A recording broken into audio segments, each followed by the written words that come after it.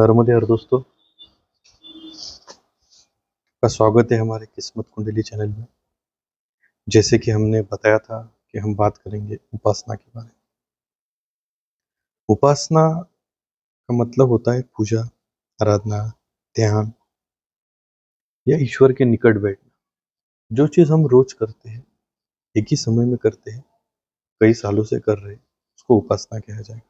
उप समीप, आसन, बैठना, ये दोनों से मिलकर बना है उपासना। अब सवाल आता है कि उपासना कब करें। इसका अर्थ बहुत ही अलग अलग है।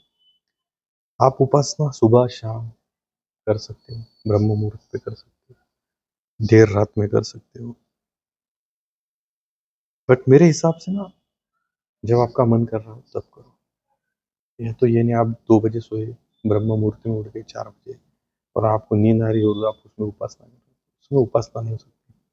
उपासना करने के लिए आपका तन शुद्ध होना चाहिए, मन शुद्ध होना चाहिए, मूड फ्रेश होना चाहिए, तब उपासना करने में मजा अलग आता है। अगला सवाल आता है, किसकी करनी चाहिए। कोई भी कर सकता है, स्त्री हो, पुरुष हो, बच्चे, बड़े, बुजुर्ग, कोई भी कर सकता है। उपासना के लिए ऐसा कोई जरूरी नहीं, जिसकी इच्छा हो वो करे, बस दिल से करे। अब उपासना में 2 मार्ग आते हैं, प्रथम ये बता देता हूँ। एक आध्यात्मिक, एक भौतिक। कोई लोग होते हैं जो आध्यात्मिक उन्नति के लिए उपासना करते हैं। उसमें किसी को शांति, ज्ञान, मोक्ष, आनंद चाहिए होता है, परमात्मा की प्राप्ति के लिए करते हैं। दूसरा होता है भौतिक सुखों के लिए करना, जैसा मुझे जॉब मिल जाए, मेरा घर हो जाए, मेरा दुकान बन जाए, मेरा बिजनेस अच्छा चल जाए, मेरी गाड़ी आ जाए, मेरे बच्चे का ये हो जाए, मेरे माता पिता का ये हो जाए।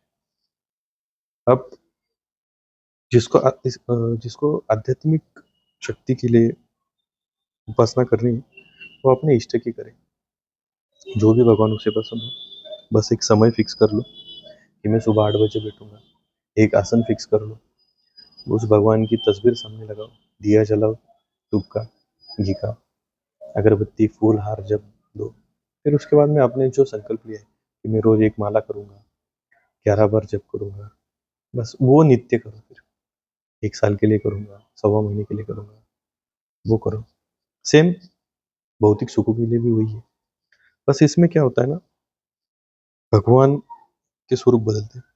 जैसे आपकी सेहत के लिए करना है तो आप सूर्य भगवान की उपासना करें, लक्ष्मी प्राप्ति के लिए करना है तो आप अग्निदेव की कर सकते हो, अगर आपको ज्ञान लेना है तो शिव जी से ज्ञान ले सकते हो, तो उनकी सेवा करें। अगर आपको मोक्ष के लिए जाना है तो आप श्री हरि जी की सेवा कर सकते हो।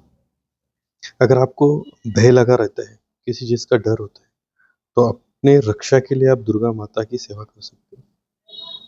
अगर कोई काम बहुत ही कठिन लग रहा है आपको, तो उसके लिए आप काल भैरव जी महाराज की सेवा कर सकते हो। अगर आप स्कूल कॉलेज में पढ़ाई करते हो, तो आपको विद्या की जरूरत है, तो आप श्री सरस्वती माता जी की आराधना कर सकते हो।